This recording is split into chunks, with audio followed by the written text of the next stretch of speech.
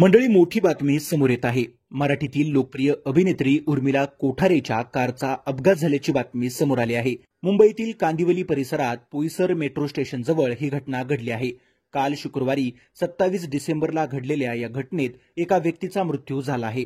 Urmila Kothare shooting संपवून घरी परतत होती। त्याचवेळी तिच्या कारचा अपघात झाला।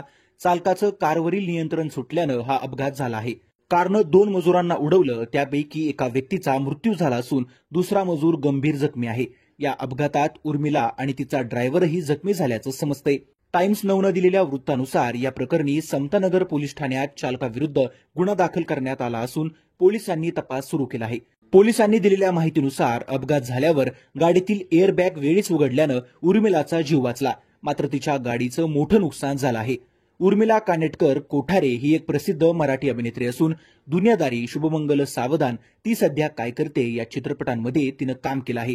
ती महेश कोठारे यांची सून असून आदिनाथ कोठारे यांची पत्नी आहे।